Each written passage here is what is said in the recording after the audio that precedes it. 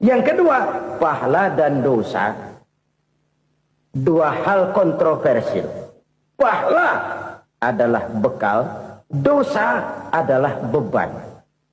Tapi kita sekarang kan tidak begitu terangsang kepada yang abstrak. Orang berlomba mencari yang konkret-konkret saja. Yang real. Kalau memang dosa, benjol dong. Kira-kira begitu. Kira-kira begitu. Persis orang Yahudi dulu.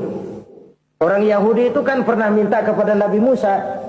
Ya Musa lan nu'mina laka hatta narallaha jahrah. Musa, kami nggak bakal mau beriman kepada Allah kalau belum kami lihat Allah ada nongkrong di depan kami. Kalau memang Tuhan ada, taruh dong di depan kami. Mau yang konkret-konkret saja. Kalau memang dosa, benjol dong. Kalau memang pahala, berasa dong. Orang terangsang kepada yang real, yang konkret-konkret saja. Karena itu, untuk mengejar dosa orang mau bayar. Tapi untuk mengejar pahala, walaupun tidak bayar, orang segan. Ini yang dikatakan oleh Nabi. Kamu mengharapkan ke surga, tapi kamu berat melaksanakan sesuatu yang bisa membawa kamu ke surga. Kamu ingin jauh dari neraka, tapi tiap saat kamu lakukan perbuatan-perbuatan yang justru menjerumuskan kamu ke neraka. Idda'aitum an-najata minan nar wa ramaitum fiha anfusakum. Kamu ingin selamat dari neraka, tapi kamu lemparkan diri kamu ke neraka. Kamu ingin masuk surga, tapi berat sekali kamu melakukan perbuatan-perbuatan yang bisa menyampaikan kamu di surga. Saudara-saudara kaum muslimin rahimakumullah. Jadi hal keempat yang merupakan perbendaharaan surga adalah la haula wa la quwwata illa billah. Satu sisi ini merupakan ucapan yang memperberat timbangan akhirat. Pada sisi lain ini merupakan sikap hidup seorang muslim. Kesadaran batin yang sangat dalam bahwa tidak ada daya dan kekuatan kecuali Allah. Dan itu kita simbolkan pada saat memulai pekerjaan dengan Bismillah. Dengan menyebut nama Allah. Satu kesadaran moral. Saya hanya bisa melakukan ini karena diberikan daya dan kekuatan oleh Allah. Lahirlah sikap tawadu, rendah hati, tidak melonjak menjadi angkuh dan sombong. Saudara-saudara, sampai sini dulu jumpa kita kali ini. Semoga 4 perbendaharaan surga ini dapat kita lakukan, yang kelak akan merupakan bekal kita di kemudian hari nanti. Amin ya rabbal alamin. Bapak-bapak, ibu-ibu, saudara-saudara kaum muslimin rahimakumullah. Di dalam kehidupan kita sebagai seorang muslim, minimal 5 kali dalam sehari semalam kita mendengar seruan untuk mendirikan solat yang disebut azan. Ada kalimat menarik di dalam kalimat azan itu, yakni seruan hayya 'alal falah, marilah menuju kepada keberuntungan, marilah meraih kemenangan. Seruan ini adalah kecenderungan dari setiap manusia, apapun warna kulitnya. Artinya, setiap orang dalam hidup selalu ingin meraih dan mencari kemenangan. Kemenangan akan melahirkan kepuasan batin, dan kepuasan batin memberikan kebahagiaan. Sedangkan kekalahan melahirkan penderitaan batin, dan penderitaan batin menjerumuskan seseorang di dalam berbagai bentuk kerugian. Jikalau inilah seruan azan, maka masalahnya ialah apa yang menyebabkan kita meraih kemenangan. Al-Quranul Karim memberikan tuntunan dan ajaran kepada kita bahwa orang-orang yang memperoleh kemenangan itu tidak lain adalah orang-orang yang bertakwa. Hanyalah mereka yang bertakwa kepada Allah Subhanahu wa ta'ala pada akhirnya akan tampil sebagai pemenang. Lalu siapa orang yang bertakwa itu? Dijelaskan dalam awal-awal Al-Baqarah. Orang yang bertakwa yang akan meraih kemenangan, pertama, alladzina yu'minuna bil ghaib, yaitu orang-orang yang beriman kepada yang gaib. percaya bahwa ada alam yang gaib, alam yang abstrak, alam yang tidak bisa dijangkau oleh salah satu daripada panca indera kita. Mereka percaya dan beriman kepada adanya malaikat, beriman kepada adanya iblis dan jin, beriman kepada adanya alam kubur, beriman kepada adanya alam mahsyar, beriman kepada adanya alam akhirat, beriman kepada adanya surga dan neraka. Beriman bukan cuma sekedar beriman dalam ucapan bibir saja, tetapi beriman yang nilai iman itu mampu mewarnai gerak dan gaya hidupnya. Iman yang meresap sampai ke tulang sumsum, kemudian memberikan dampak positif di dalam kehidupan manusia. Alam, kita tahu, adalah sesuatu yang selain Allah, dan Allah bukanlah alam. Apapun namanya selain daripada Allah, itu adalah alam. Alam pada hakikatnya terbagi menjadi dua. Ada alam syahadah, alam nyata, alam konkret, alam yang bisa dijangkau oleh salah satu indera kita. Kemudian ada alam ghaib, alam yang tidak bisa dijangkau oleh panca indera kita, alam metafisika, alam abstrak, alam yang wajib kita imani keberadaannya. Kita percaya bahwa malaikat itu ada. Kita percaya kepada jin, bahwa jin itu ada. Kita percaya kepada adanya iblis dan setan. Bukan percaya kepada iblis dan setannya, percaya bahwa iblis dan setan itu ada. Itu termasuk salah satu daripada sifat orang yang bertakwa kepada Allah. Saudara-saudara kaum muslimin rahimakumullah, kecenderungan pembangunan yang lebih bersifat materialistis biasanya menggeser aspek kehidupan rohani. Orang berpikir empiri, dan dalam pola pikir yang demikian maka alam gaib tidak lagi mendapat perhatian. Aspek kehidupan yang bersifat rohaniah malah mulai ditinggalkan. Akibatnya terjadilah kepincangan di dalam kehidupan kita. Pernah ada satu pengalaman pribadi. Dalam perjalanan kembali ke tanah air, dalam pesawat di sebelah kanan saya duduklah seorang Jerman namanya Heiner Simonsen.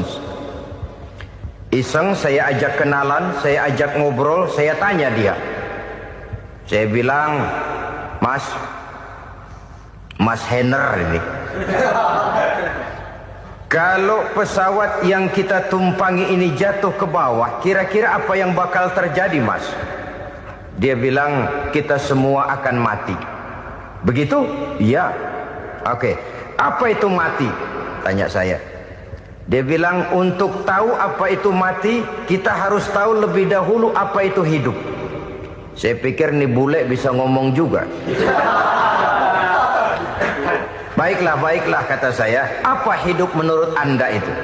Oh, hidup itu dia bilang, kalau seluruh anggota badan kita bekerja secara normal, paru-paru memompa darah secara normal, jantung berdetak secara normal, sel-sel tubuh bekerja secara fit, dan organisme tubuh hanya mau bekerja secara normal, dia bilang, kalau kita memberi makan yang cukup, menu yang teratur, dan gizi yang lengkap. Saya bilang, kesimpulannya apa, Ner? Dia jawab, hidup adalah dari tangan ke mulut. Life is from the hand to the mouth, kata dia. Hidup adalah dari tangan ke mulut. Jadi masalah hidup tidak lebih daripada masalah isi perut. Orang pergi pagi, pulang sore, peras keringat, banting tulang, perut yang dibelain. Saya bilang, you are wrong. Sampean salah, Ner. Kamu orang Islam bukan? Bukan. Pantas. Kenapa saya salah? Dia bilang, ya jelas salah. Salahnya di mana? Kamu ini manusia. Kalau hidup cuma dari tangan ke mulut, saya bilang kambing di kampung saya juga begitu pikirannya, Ner. Itu kambing di kampung saya, asal perutnya kenyang, sudah hidup dia. Perkara besok bagaimana, lusa prospeknya macam mana, bulan depan ada apa, kambing nggak pernah mikir. Di kampung saya kambing juga pikirannya begitu. Kamu Kristen ya? Tadinya. Loh kok tadinya, lalu apa sekarang kamu ini? Dia bilang sekarang saya netral. Saya tidak beragama, tapi saya percaya kepada Tuhan sebagai pencipta alam. Saya ingat benar dia bilang, I haven't any religious, but I believe to God as the creator of the world. Kenapa bisa netral begitu, Ner? Habis saya bingung katanya. Islam bilang Islam baik, Kristen bilang Kristen baik, Hindu Buddha bilang Hindu Buddha baik, semua agama baik. Saya netral sekalian, nggak beragama. Yang penting saya percaya kepada Tuhan. Saya bilang, Ner, kamu ini kayak orang mau beli celana, lalu bingung. Yang satu bilang Levi's bagus, yang satu bilang Blue Jean hebat, yang satu bilang Wool England hebat. Celana ini hebat, celana itu bagus, celana ini hebat. Semua celana bagus, kamu bingung. Akhirnya netral, tidak pakai celana. Itu juga salah. Saya pikir-pikir, kemudian saya melihat bahwa dua pola berpikir Henner ini nampaknya sudah mulai menggejala di lingkungan masyarakat bangsa kita. Disadari atau tidak, secara jujur kita harus berkata, dua pola pemikiran Henner ini mulai berkembang di tengah masyarakat bangsa kita. Pertama, pola pikir materialisme. Hidup adalah dari tangan ke mulut. Masalah hidup tidak lebih masalah isi perut. Itu yang perlu dibela, dan disitulah arti kehidupan. Pergi pagi, pulang sore, peras keringat, banting tulang untuk mempertahankan perut. Kalau sudah kemari cara orang berpikir, maka buat apa percaya kepada yang gaib? Untuk apa sholat? Untuk apa puasa? Untuk apa zakat? Untuk apa menghadiri majelis taklim?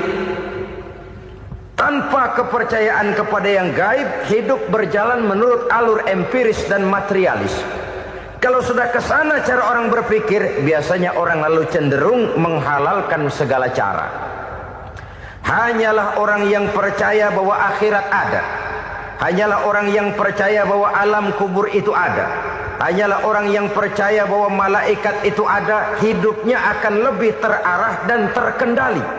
Karena kepercayaan kepada yang gaib, yang merupakan fase daripada kehidupan setelah hidup yang sekarang ini, mewarnai gerak pribadi seseorang di dalam dia melakukan kegiatan hidupnya.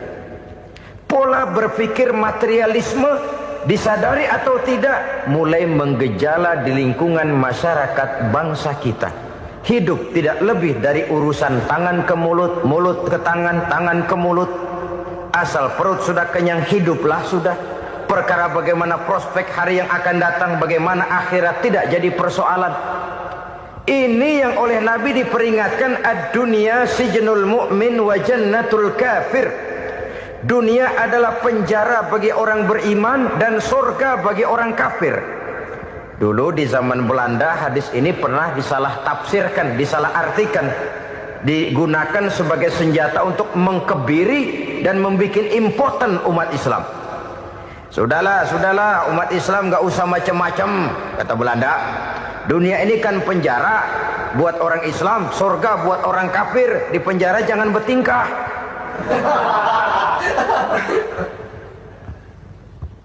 Pengertiannya tidak begitu. Dunia adalah penjara bagi orang mukmin. Artinya dalam kehidupan dunia seorang mukmin tidak bebas memperturutkan hawa nafsunya. Di penjara hawa nafsunya itu. Sebaliknya, surga bagi orang-orang kafir. Buat orang kafir, surgalah dunia ini. Mereka bebas memperturutkan hawa nafsunya. Dilarang tidak terlarang, dicegah pun tidak tercegah. Mereka hidup menurut alur bisikan nafsu mereka sendiri. Kemudian bila ajal datang, maut merenggut nyawa, selesailah surganya sampai di situ. Maka bagi orang-orang yang tidak percaya kepada adanya akhirat, kepada adanya alam gaib, surganya sebatas umurnya. Sekali lagi, surganya sebatas umurnya. Bila umur selesai, ajal pun datang merenggut nyawa, selesailah sudah surganya sampai di situ. Alangkah pendeknya perjalanan orang-orang yang tidak percaya kepada alam gaib ini. Bagi kita mukmin, jikalau kita mampu memenjarakan hawa nafsu, kita bisa bahagia di dunia ini. Dan Islam memang tidak menyuruh kita sengsara di dunia.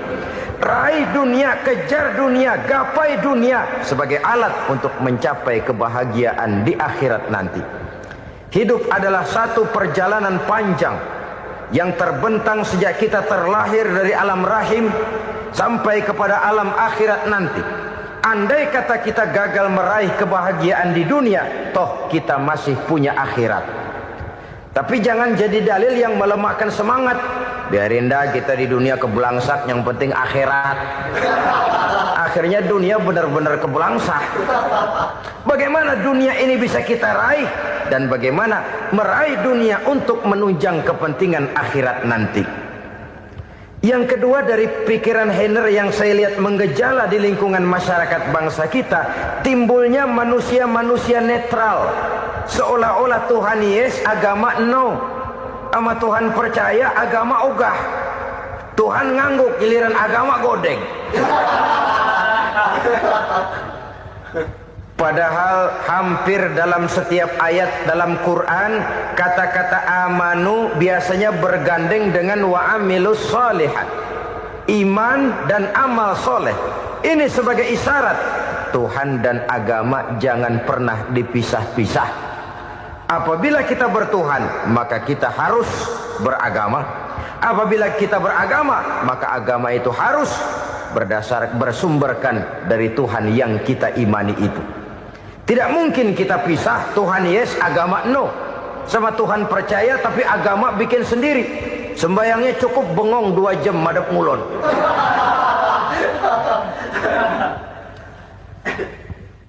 Saudara-saudara kaum muslimin rahimakumullah. Jadi dengan demikian, agama yang kita akui merupakan unsur mutlak di dalam pembangunan sekarang ini, merupakan bagian dari kehidupan yang menuntun kita bahwa di balik alam nyata ini, di balik alam syahadah ini ada alam gaib.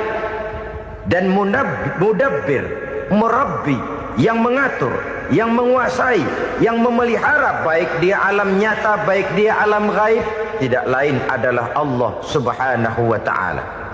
Di sana ada satu super power, satu maha kekuatan yang kita perlu bersandar kepadanya. Sebagai makhluk nyata yang hidup di alam nyata, berbuatlah secara nyata sebagaimana harusnya kita berbuat. Karena Islam jelas bukan agamanya orang pemalas. Islam jelas bukan agamanya orang yang mengajarkan setelah selesai sholat boleh duduk, nggelenggem ayam-ayam, ndelohom, menghitung bintang di langit sambil menunggu keajaiban. Tidak. Islam adalah agama yang mengajarkan apabila sholat sudah selesai kamu kerjakan, bertebaranlah di permukaan bumi, cari karunia Tuhanmu. Jangan hidup berpangku tangan menunggu keajaiban. Karena hidup bukan undian. Jangan berharap untung besar tanpa mau peras keringat. Tapi di sebalik itu toh kita juga harus yakin bahwa di sisi usaha nyata yang kita lakukan ada satu super power, satu maha kekuatan gaib yang menentukan berhasil dan tidaknya usaha kita. Kepercayaan kepada hal semacam inilah yang mendorong kita untuk mempunyai sandaran vertikal, agar jikalau usaha ini berhasil, kita tidak lupa diri dan lupa daratan. Jikalau usaha ini gagal, kita tidak putus asa dan buruk sangka, tidak cupik pandangan dan sempit hati, tapi mampu melihat persoalan dengan kacamata putih sambil husnuzon kepada Allah Subhanahu wa ta'ala. Kita percaya malaikat itu ada. Ada yang namanya Raqib dan Atid, mengawasi gerak hidup kita sampai kepada gerak hati kita. Ini memberikan sugesti agar kita berhati-hati. Tidak sejengkal tanah pun kita bisa berlindung dari pengawasan Raqib dan Atid. Ada Munkar Nakir yang akan menyoal kita di alam kubur. Ada malaikat Malik, penjaga neraka. Ada malaikat Ridwan yang menjaga surga. Kita percaya kepada adanya jin. Kita percaya kepada adanya setan, iblis. Percaya kepada adanya, bukan mempercayai si setan, si iblis lalu menjadikannya sebagai teman. Tidak. Percaya bahwa mereka itu ada dan merupakan makhluk Allah yang gaib yang diciptakan Allah Azza wa Jalla. Kepercayaan kepada alam gaib memberikan motivasi terhadap gerak lahir manusia, sehingga dengan motivasi kepercayaan kepada yang gaib, gerak lahir jadi lebih terarah, jadi lebih terpelihara. Pernah seseorang bertanya, "Pak, apakah adanya akhirat bisa dibuktikan secara ilmiah?" Saya bilang tidak bisa, tidak bisa. Kenapa? Karena yang berangkat nggak pernah pulang kembali lagi. Kalau dia pulang kemari bisa kita tanya bagaimana enak di sono. Cuma secara moral saya katakan, lebih beruntung orang yang percaya kepada akhirat daripada yang tidak. Sekarang saudara percaya akhirat ada, lalu saudara baik-baik di dunia, sholat, puasa, zakat, menolong orang lain, menebarkan kebajikan. Saudara mati, andai kata akhirat tidak ada, toh dalam hidup saudara sudah berbuat baik. Paling tidak nama saudara akan dikenang sebagai orang baik. Sebaliknya, saudara percaya, kata saya, bahwa akhirat tidak ada, lalu hidup semau-maunya, tenggelam dalam maksiat dan munkarat, menentang Allah, tidak mau ruku dan sujud. Lalu saudara mati, kemudian akhirat ada. Ayo, mau apa? Bekal tidak punya. Jadi secara moral lebih beruntung orang yang percaya kepada adanya akhirat daripada yang tidak percaya. Dan itu alam gaib yang tidak bisa dibuktikan secara eksat. Jangankan untuk membuktikan seperti itu, dalam kehidupan sehari-hari saja yang kita rasakan tidak selalu berbentuk toh. Angin, bagaimana sih bentuknya angin? Kita tidak tahu. Merah, buktinya kalau dikerok merah. Yang merah itu kulit, yang kulit kita bukan anginnya. Sakit, rasa sakit itu ada, tapi bagaimana bentuk sakit? Kita nggak pernah tahu. Kalau kita makan cabai pedas, bagaimana bentuk pedas itu tidak ada, tapi rasa ada. Bentuk pedas hijau, cabenya bukan pedasnya. Tidak semua yang kita rasakan bisa kita gambarkan dalam bentuk yang konkret. Oleh karena itu, sekali lagi bahwa kepercayaan kepada alam yang gaib mampu memberikan satu sugesti yang menata kehidupan seseorang lebih lurus, lebih terarah, dan lebih terkendali. Maka wajar kalau kepercayaan kepada yang gaib mengantarkan seseorang untuk meraih kemenangan. Kenapa? Dia percaya kepada yang gaib, bahwa akhirat ada, bahwa alam kubur ada, bahwa pertanggungan jawab itu ada. Maka dia lalu tidak hidup saenae udele dewe, itu loh. Tidak hidup menurut seleranya sendiri, terarah, teratur. Ini cirinya yang pertama. Orang bertakwa yang akan meraih kemenangan, mereka beriman, mereka percaya kepada yang gaib. Bahkan hal-hal konkret saja selalu berangkat dari yang gaib. Saudara-saudara, para remaja, para pemuda sekarang ini tidak pernah tahu toh siapa yang akan jadi teman hidup saudara. Kita bisa saja ngerancang, mentargetkan, tapi toh akhirnya yang namanya jodoh bukan kekuasaan kita. Rezeki di luar kemampuan kita. Begitu juga ajal. Maut, jodoh, ajal adalah contoh-contoh konkret bahwa pada akhirnya yang gaiblah yang menentukan. Bertahun-tahun ngelancong, emang jodoh seret, nggak jadi.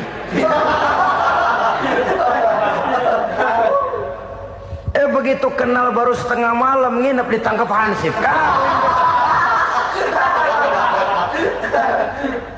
Hal-hal semacam itu Kadang-kadang kita berpikir suuzon, gilet, perempuannya cakep banget, lakinya rebek amat. Memang begitulah jodohnya. Memang begitulah jodohnya. Saudara hadirin ma'asyiral muslimin yang saya hormati, jadi hal-hal yang konkret saja kita yakini sepenuhnya ditentukan oleh satu superpower yang gaib itu tadi. Dari sanalah segala ketentuan itu berangkat dan kesanalah segalanya akan kembali. Maka kepercayaan kepada yang gaib meluruskan gerak hidup seseorang dan itu akan mengantarkan dia kepada meraih kemenangan. Satu. Yang kedua, wa yuqimuna shalah. Orang bertakwa yang akan meraih kemenangan itu adalah orang-orang yang mendirikan sholat. Kenapa sholat mengantarkan orang untuk meraih kemenangan? Yang jelas, inna sholata tanha anil fahsya'i wal munkar. Sholat mampu mencegah manusia dari perbuatan keji dan munkar. Banyak filsafat hidup yang terkandung di dalam sholat ini. Sejak kita wudhu sampai kita menghadap ke arah kiblat, sampai kita melakukan gerak-gerak sholat, bacaan-bacaan yang ada di dalam sholat, lalu sampai kepada mengucapkan salam. Banyak filsafat hidup yang terkandung di dalam sholat. Umpamanya saja, setelah takbiratul ihram mulai kita dengan sholat dalam posisi berdiri, diajarkan dalam kitab-kitab fikih agar kita melihat ke arah tempat sujud. Ini kan filsafat kehidupan. Kalau kamu sholat dalam posisi berdiri, lihat tempat sujud. Jangan sholat mata jelalatan, sebab nanti bisa mengurangi kekhusyuan. Jadi wajar kalau yang dikatakan bahwa yang paling afdol adalah shaf yang di depan. Kenapa? Secara harfiah pengertiannya akan lebih mengundang kekhusyuan. Kenapa? Kalau kita di shaf paling depan, di masjid umpamanya paling banter kita lihat tembok. Tapi kalau kita shaf di tengah atau di belakang, orang-orang di depan kita pun akan kelihatan. Yang bajunya loreng, yang bajunya genggang, yang bajunya macam-macam. Kita lihat, kadang-kadang kita pikirin, ada yang bajunya bolong. Kita sholat tapi dalam hati, ini orang bajunya robek yang nggak tahu apa. Ada saja hal-hal yang mengusik kekhusyuan kita. Oleh sebab itu diajarkan dalam posisi berdiri, lihat, arahkan pandangan matamu kepada tempat sujud. Ini kan filsafat kehidupan. Maksudnya apa? Kalau lagi diri lihat dong tempat sujud. Kalau udah di atas ingat dong sama yang bawah. Kalau sudah tinggi ingat dong dari mana kamu berangkat. Kalau sudah berkuasa bantu dong yang lemah. Kalau sudah kaya santuni dong yang miskin. Kalau sudah alim bimbing dong yang awam. Ini filsafat kehidupan. Dalam posisi berdiri kau lihat tempat sujud. Ini akan melahirkan kepekaan sosial di mana seseorang mau tahu kepada orang lainnya. Bagaimanapun kaya kita, tinggi pangkat dan jabatan kita, jikalau hidup hanya untuk kepentingan perut sendiri saja, rasanya belum membawa manfaat di dalam kehidupan kita. Tapi efek yang tertinggi sesungguhnya, sholat mencegah manusia dari perbuatan keji dan munkar. Perbuatan keji dan munkar, walaupun kelihatannya mendatangkan uang, membawa keuntungan, tapi itu keuntungan semu, keuntungan sementara. Dengan menipu orang lain kita bisa dapat untung, tapi tidak membawa berkah. Dan itu adalah kerugian besar dalam kehidupan kita. Maka untuk meraih kemenangan harus dimulai dengan membentuk kepribadian yang tegar, memiliki sandaran vertikal yang langsung kepada Allah Subhanahu wa ta'ala. Dan itu hanya bisa kita tempuh melalui jalur ibadah formal yang sudah ditentukan Allah, yakni sholat yang 5 waktu. Untuk memperkuat itu ada sholat-sholat sunnah, rawatib, nawafil sebagai terminal-terminal kontrol cadangan untuk memelihara stabilitas temperatur batin di dalam kita berhubungan dengan zat yang maha gaib, yaitu Allah Subhanahu wa ta'ala. Orang sering bertanya, Pak, itu tetangga saya nggak sholat, duitnya nggak habis-habis, Pak. Nggak sholat tapi mobilnya tambah terus.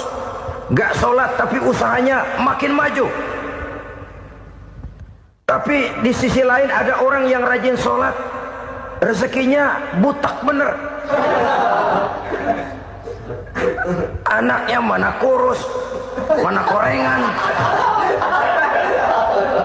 Saudara hadirin, ma'asyiral muslimin rahimakumullah. Harus saya katakan bahwa sholat memang bukan untuk cari duit. Sholat adalah sandaran vertikal kita kepada Allah. Sedangkan soal rezeki itu berkaitan dengan sifat Allah Maha Pengasih dan Maha Penyayang. Allah Maha Pengasih, siapapun dikasih kalau mau usaha.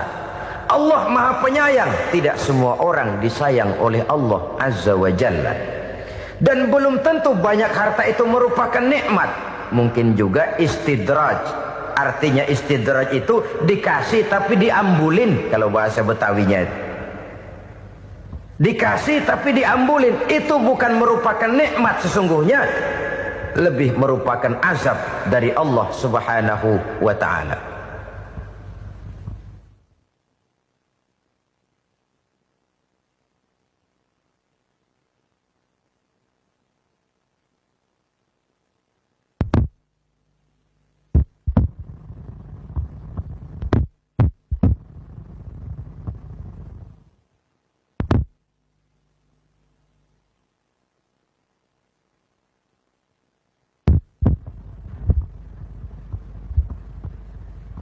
Agama mempunyai sistem solat, dan kita umat Islam telah dituntun oleh Allah Subhanahu wa ta'ala yang wajibnya 5 kali dalam sehari semalam mendirikan solat, dan itu tentu berada dalam jangkauan kemampuan manusia.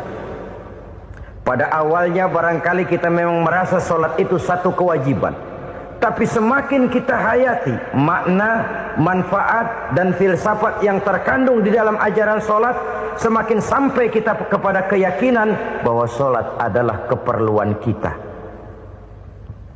Sehingga pada waktu tertentu dinilai puncaknya, kita tidak lagi akan berkata, saya wajib solat. Tapi kita akan berkata, saya perlu solat. Kalau kita sudah merasakan itu adalah keperluan kita, nah di sanalah kita baru akan merasakan ruginya kalau hal itu tidak kita laksanakan. Sepanjang kita masih berkata saya wajib sholat, kita akan lebih merasakan dia sebagai beban ketimbang sebagai keperluan. Yang jelas Allah tidak memerlukan ibadah yang kita laksanakan ini. Dengan kata lain,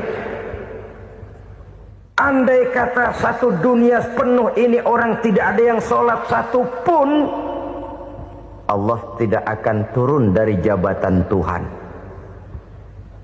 Jangan lalu berpikir kalau kita ngambek se-RW kagak sembahyang Tuhan tekor kali ini ya.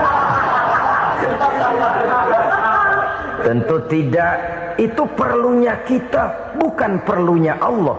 Dan pada induknya kita akan berkata saya perlu agama. Kalau secara induk kita sudah memerlukan agama, maka konsep-konsep yang ada di dalam ajaran agama itu pun adalah juga merupakan keperluan kita. Baik dia bernama sholat, baik dia bernama puasa, baik dia bernama zakat, baik dia bernama haji, seluruhnya adalah keperluan kita.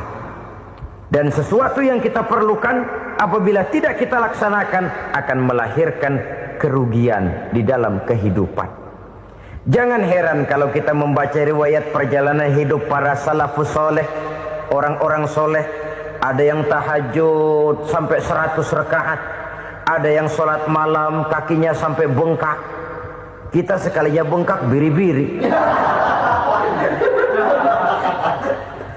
Ada yang sholat membaca surah dalam Al-Quran sampai khotam Quran. Kok mau? Mereka sudah merasakan itu keperluan. Itu saja soalnya. Satu saat pun jikalau kita merasa bahwa itu keperluan saya, kita pun akan melaksanakan seperti itu. Keperluan saya dalam kehidupan. Inilah yang kedua. Yang ketiga, orang bertakwa yang akan meraih kemenangan itu, wa mimma razaqnahum yunfikun. Mereka membelanjakan sebagian daripada rezeki yang diberikan Allah kepada mereka. Mereka infakkan di jalan Allah. Ada satu dialog menarik Satu hari seorang anak muda bertemu dengan seorang kakek-kakek yang sudah dikenalnya baik. Bertanyalah anak muda ini, "Kek, umur kakek berapa tahun?" 15 tahun, kata si kakek. "Anak kakek berapa orang?" 1. "Harta kakek berapa banyak?" 15 juta. Si anak muda ini bengong, lalu protes, "Kok kakek bohongin saya?" "Kenapa?" "Saya tahu umur kakek 70 tahun. Kenapa ngaku 15? Saya tahu anak kakek 5. Kenapa bilang 1? Saya tahu kakek miliuner, miliaran uang kakek.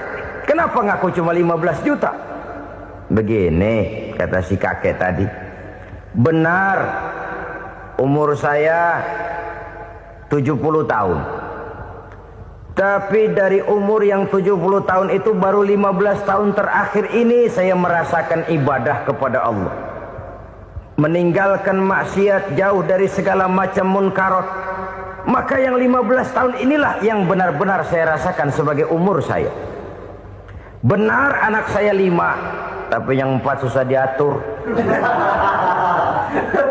Cuman 1 rasanya nih yang bakal jadi si buah hati, belahan jantung, pelanjut cerita penerus sejarah.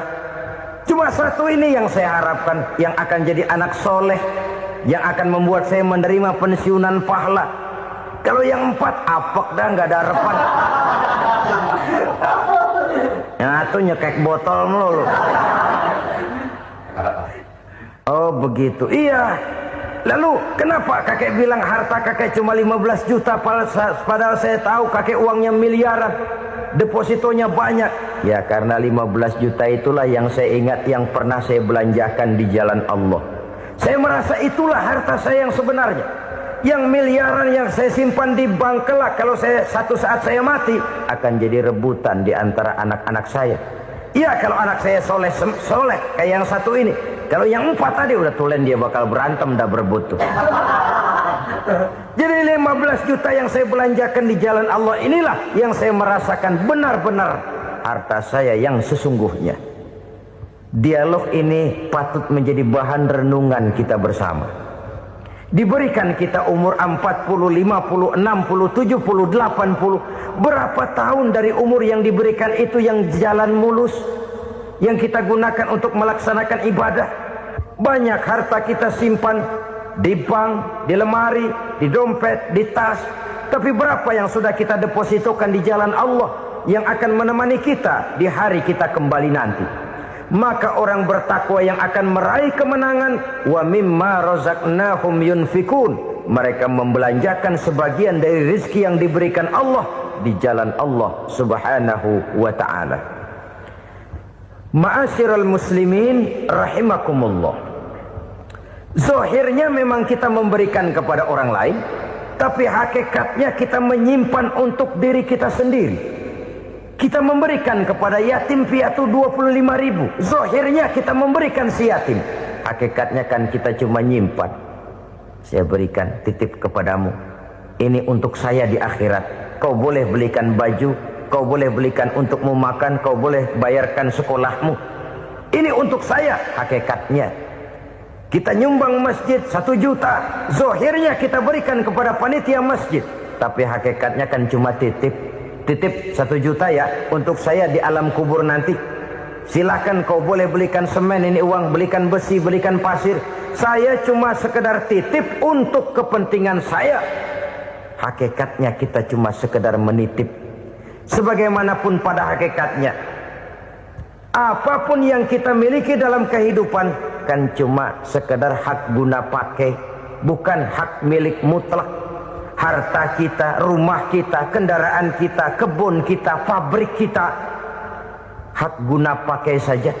Hak milik mutlak cuma untuk Allah Subhanahu wa ta'ala.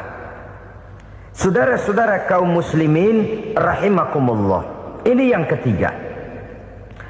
Kemudian yang keempat, orang-orang bertakwa yang akan meraih kemenangan,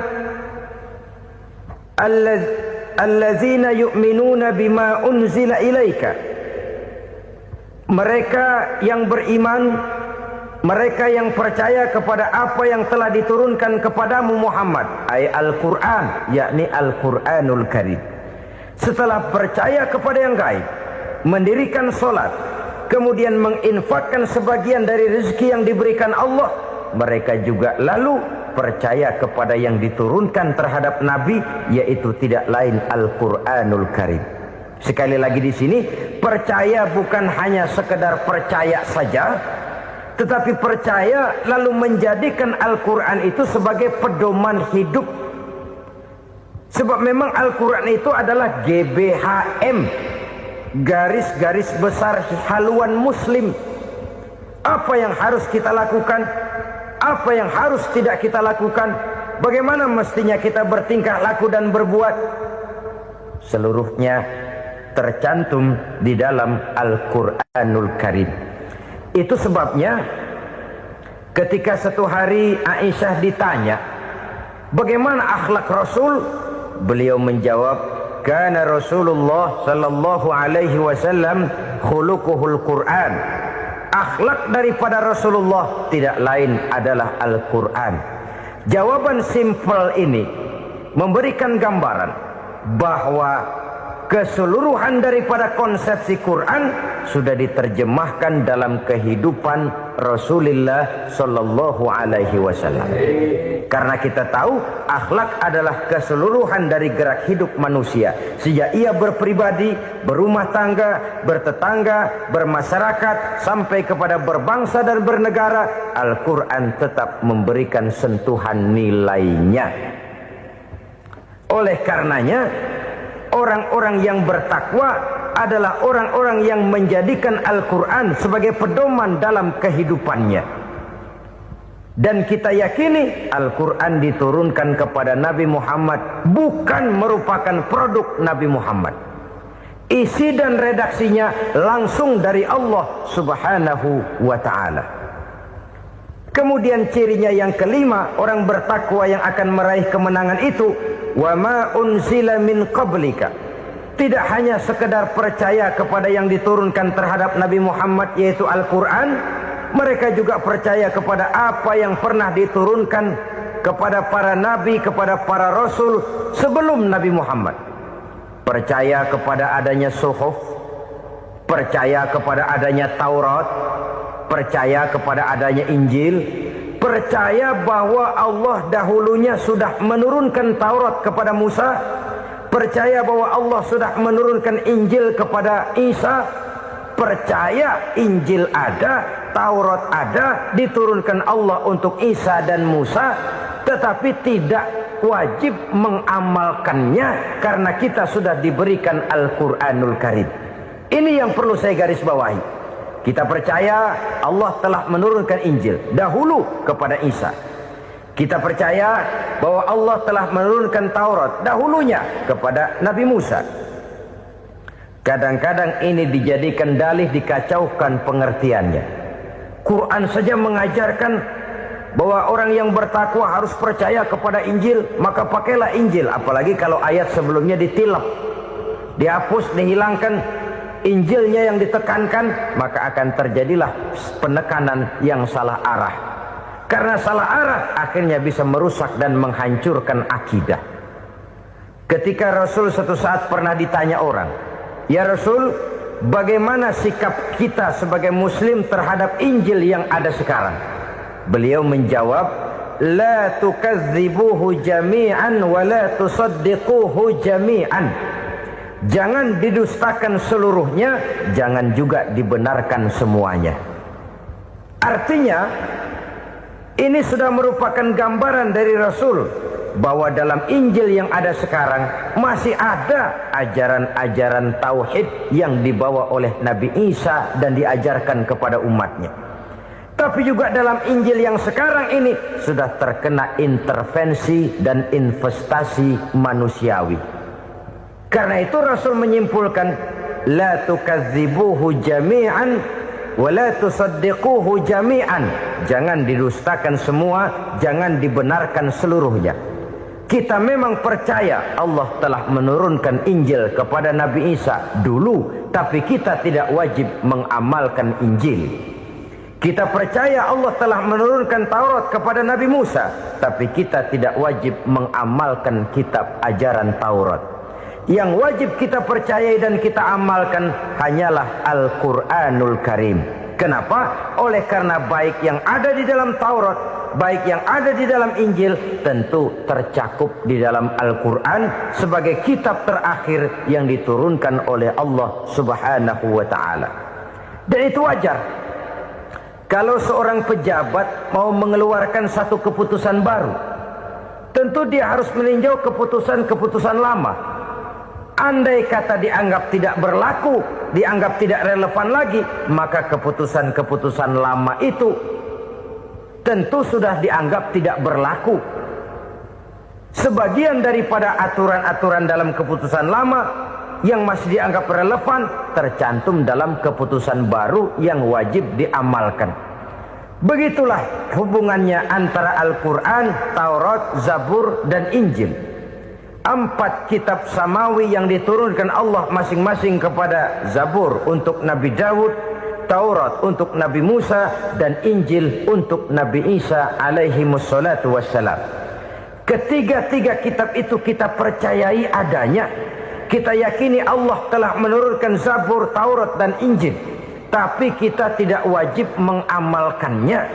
Yang wajib kita mengamalkannya sekarang ini tidak lain hanyalah Al-Quranul Karim saja, karena ia mencakup apa yang ada di dalam Zabur, apa yang ada di dalam Taurat, dan apa yang ada di dalam Injil.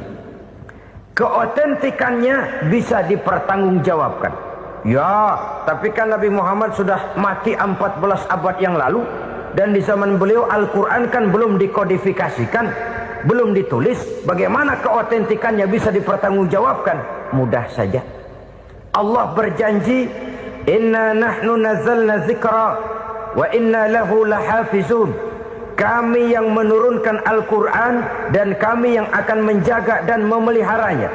Allah turunkan Quran, Allah menjaganya. Bagaimana cara Allah menjaga Al-Quran itu? Banyaknya orang-orang yang hafaz Al-Quran. Hafaz Al-Quran 30 juz, 114 surah, 6.666 ayat. Sehingga jangankan satu kata, jangankan satu ayat, satu kalimat saja berubah, sudah akan timbul reaksi dan mudah dimengerti. Kenapa? Banyak orang-orang yang hafaz Al-Quran. Sedangkan pada setiap akhir tahun biasanya malaikat Jibril selalu mengadakan checking terhadap ayat-ayat yang diturunkan pada waktu itu. Di zaman Nabi sendiri sudah ada usaha kodifikasi. Dan yang lebih luar biasa lagi, sampai hari ini tidak seorang pun mampu membuat satu ayat saja semacam Al-Quran. Ke bahasa manapun dia diterjemahkan, naskah aslinya tetap ikut. Rujukan dasarnya tetap ada. Berdasarkan itu, maka tidak mungkin terjadi penyelewengan terhadap atau pemalsuan terhadap ayat-ayat Al-Quranul Karim. Kesuciannya, keotentikannya, kemurniannya bisa dipertanggungjawabkan. Ma'asyiral muslimin rahimakumullah. Oleh karenanya, konsepsi dasar daripada ajaran Islam ini memang tidak lain adalah Al-Quran dan Sunnah. Isi daripada agama Islam yang merupakan iman, Islam, dan ihsan, konsepsi dasarnya tidak lain adalah Al-Quran dan Sunnah Rasulullah Sallallahu Alaihi Wasallam.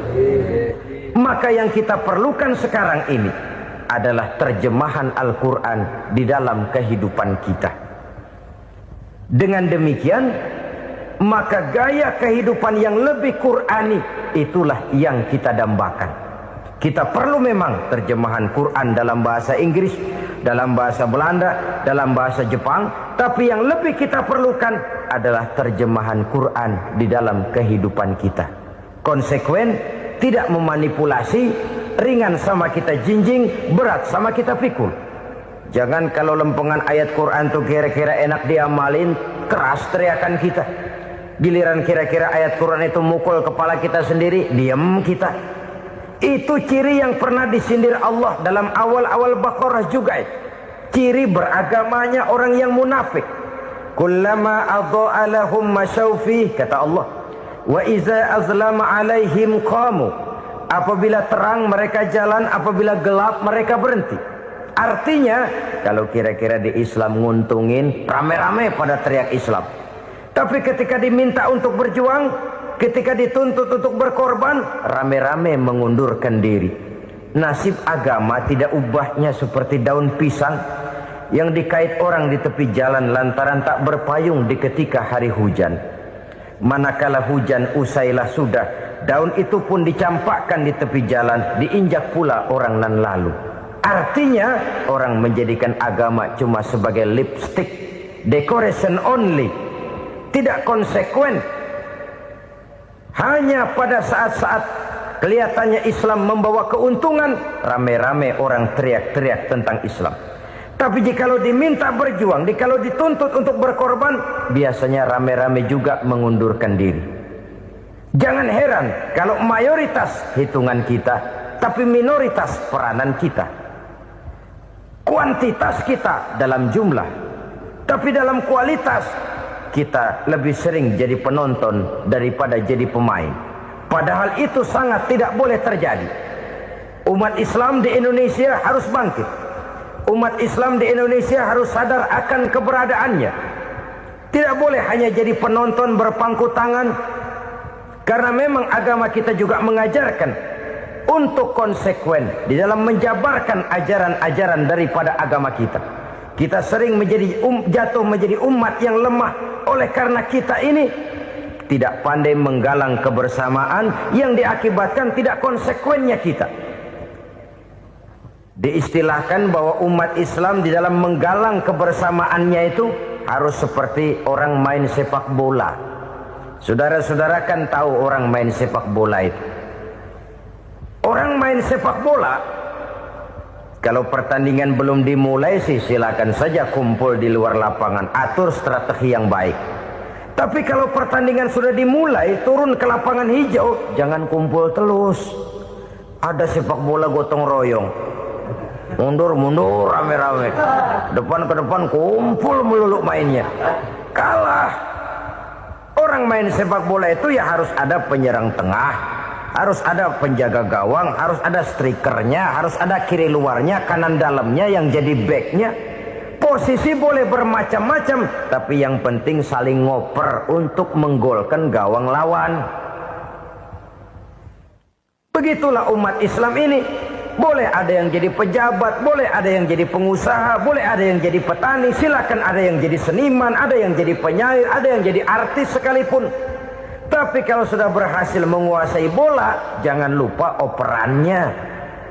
Operan itu yang langka. Kita ini muslim kadang-kadang kalau sudah memegang menguasai bola, kalau belum mau mampus, belum mau ngoper. Nanti kalau sudah nggak punya bola, baru mau ngoper. Kalau sudah dengar-dengar mau dekat pensiun, baru mau jihad, baru mau berjuang, baru mau ngurus pesantren. Tanda tangan sudah tidak laku, memo sudah tidak dihargai, baru mau berjuang. Kemarin kemana mas? Kita tidak pandai memanfaatkan posisi. Dengan kata lain, kalau kembali kepada persoalan kita, konsekuensi kita terhadap agama yang kita anut ini belum ideal. Kita masih lebih sering berislam ini pada saat-saat yang menurut perhitungan kita membawa keuntungan. Tapi kalau diminta berjuang, dituntut berkorban, yang itu pun hakikatnya adalah untuk kepentingan kita juga. Allah tidak pernah menuntut kita untuk jihad bagi kepentingan Allah, itu tidak. Berjuang menegakkan agama Allah, apakah untuk kepentingan Allah? Tidak. Untuk kepentingan kita. Sebab nilai-nilai jihad itu pada akhirnya akan membawa kita kepada suatu kebahagiaan. Setidaknya kalau tidak di dunia, tentu di akhirat sebagai syahid. Oleh karena itu, pada bagian akhir ini saya ingin mengajak, marilah kita konsekuen. Sekali kita berkitabkan Al-Quranul Karim, mari dia kita jadikan pedoman.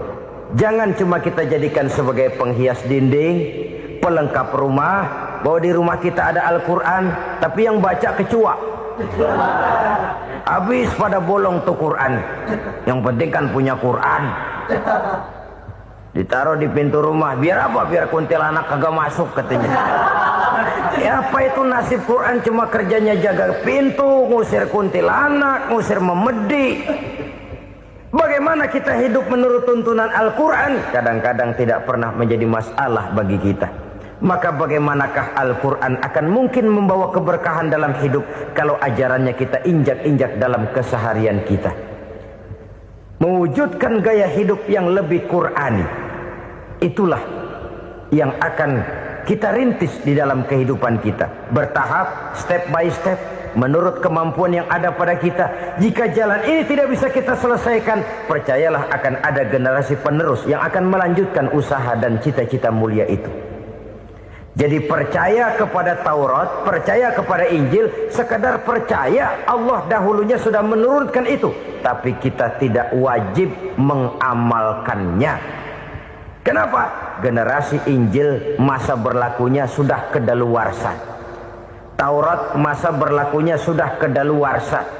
Injil pernah berlaku untuk orang Nasrani di zaman Nabi Isa. Taurat pernah berlaku untuk orang Yahudi di zaman Nabi Musa. Setelah generasinya berlalu, datang Rasul penutup yang membawa Al-Quranul Karim. Maka Al-Quran itulah yang berlaku menjadi pedoman sampai hari akhir nanti. Jangan jauh dari Al-Quran, karena apabila ini kita lakukan, maka kita akan kembali kepada satu gaya hidup yang jauh dari tuntunan agama, dan itu artinya kita akan semakin jauh untuk meraih kemenangan. Saudara-saudara kaum muslimin rahimakumullah.